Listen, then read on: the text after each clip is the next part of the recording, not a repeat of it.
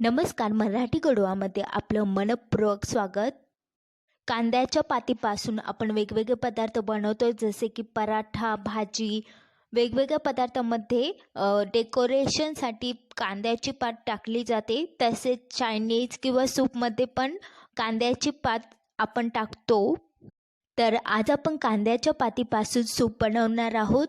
हे सूप बनवायला खूपच सोपं आहे आणि खूप कमी साहित्यामध्ये हे बनतं.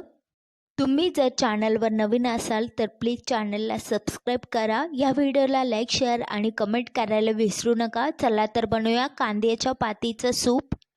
सूप बनवण्यासाठी अर्धा वाटी कांद्याची पात चिरून घेतली आहे. कांद्याच्या पातीचा जो कांदा असतो त्याच्याखाली हा व्हाईट पोर्शन असतो तो पण घेतला आहे मी.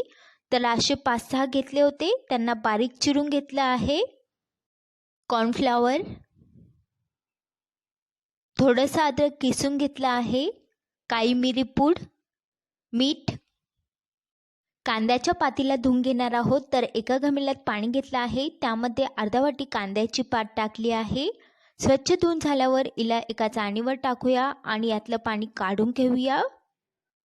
तर इथे पात धुवून झाली आहे. आता गॅसवर एक कढई ठेवली आहे, त्यात टाकूया अर्धा चमचा तेल.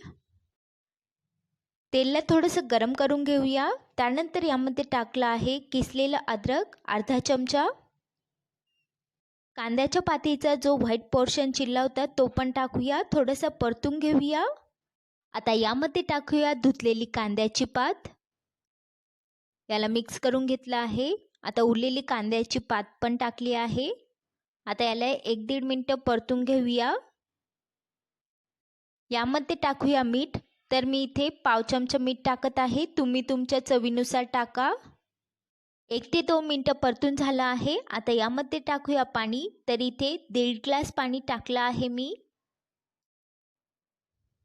काळी मिरी पूड टाकूया पाव चमचा आणि याला चांगलं मिक्स करून एक उकळी काढून घेऊया. याला उकळी येत आहे तोपर्यंत कॉर्नफ्लॉवरमध्ये पाणी टाकून मिक्स करून घेऊया. तर इथे 3 चमचे कॉर्नफ्लॉवर घेतली होती आणि यामध्ये थोडं थोडं करून पाणी मिक्स करायचं आहे, चांगलं मिक्स करायचं आहे.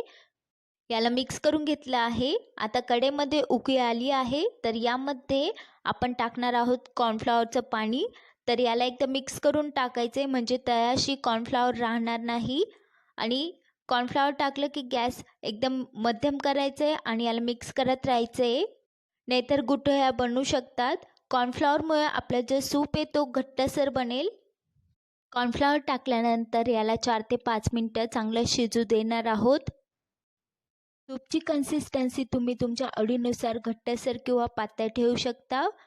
तर इथे 4 ते 5 मिनिटांनंतर सूप चांगलं शिजलं आहे, तुम्ही बघू शकता. इथे गॅस बंद केला आहे मी.